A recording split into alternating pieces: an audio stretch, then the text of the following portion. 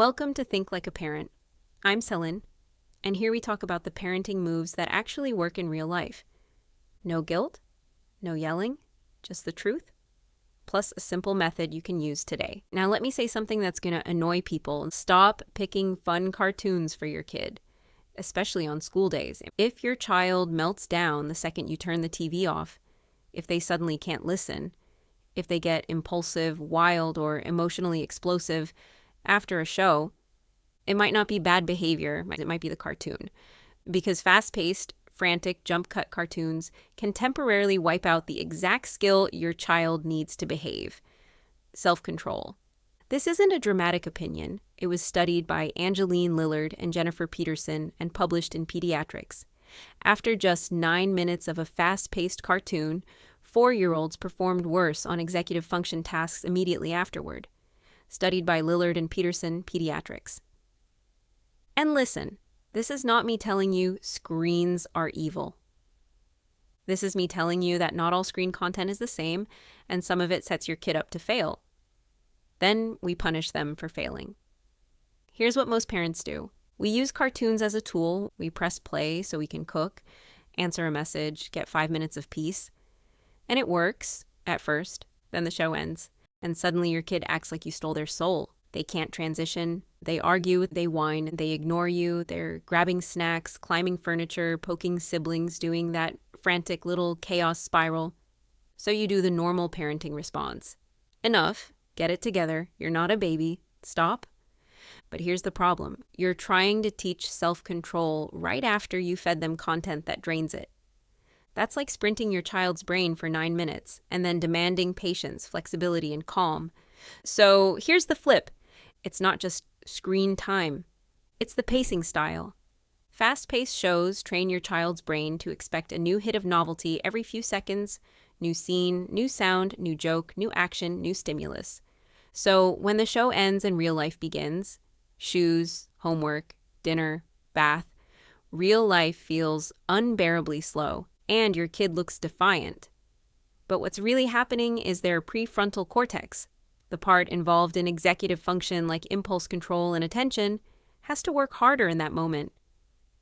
Your job isn't to ban cartoons forever. Your job is to stop giving your child brain sprint content right before you need brain marathon behavior. So let me give you a simple method you can start today. No complicated system. No perfect parenting required. I call it the slow start screen method.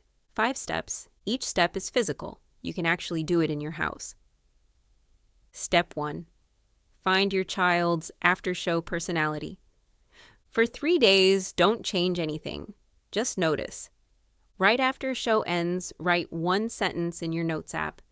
Better, same, or worse. And answer this. Transitions. Easy or meltdown? You're not judging your child, you're identifying patterns, because once you see the pattern, you stop blaming character, and you start managing input. Step 2, stop using fast cartoons before friction moments. Pick your top 3 moments where your kid already struggles. Morning routine, before school, before dinner, bedtime, whatever yours are. New rule: no fast-paced cartoons within 1 hour of those moments. This is the parenting version of don't drink espresso at 10 p.m. and then act shocked you can't sleep. Step 3, swap the pace, not the screen. This is the part parents love because I'm not taking screens away. Keep the screen time if you want. Just change the style.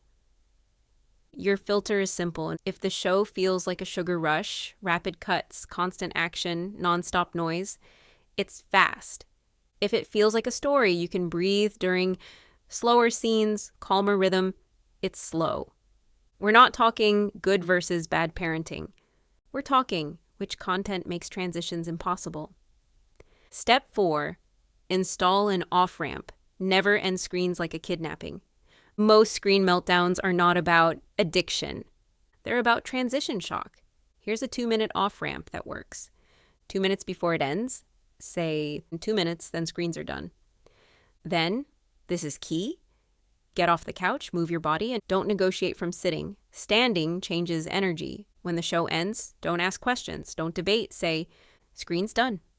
Body time. And immediately hand them the next physical thing, water. Snack, Lego, coloring, Play-Doh, a ball, anything with hands. You're giving their brain a bridge from high stimulation to real life. Step 5. Put fast-paced content into a safe window. You don't give the most intense content right before demands. You give it when you can afford a wobble. Pick one predictable window, like after dinner, weekend afternoon, or a time where nothing important follows.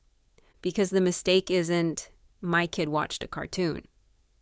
The mistake is, my kid watched the most intense cartoon, and then I demanded instant compliance.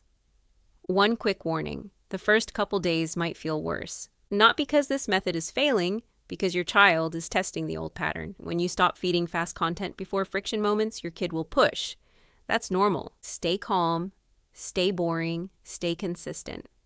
Here's what you're going to notice when this starts working. You're going to see fewer TV off explosions. Not because your child suddenly became an angel, but because you stopped draining the skill they need to regulate. And again, this connects back to what was studied by Lillard and Peterson. Those immediate effects on executive function after fast-paced viewing were measurable right after the exposure. Studied by Lillard and Peterson, Pediatrics. So if you've been feeling like, why does my child turn into a different person after cartoons? You're not crazy, and you're not failing. You're just dealing with content that was designed to be impossible to look away from, and it can make real life feel unbearable for a developing brain. Your challenge is simple.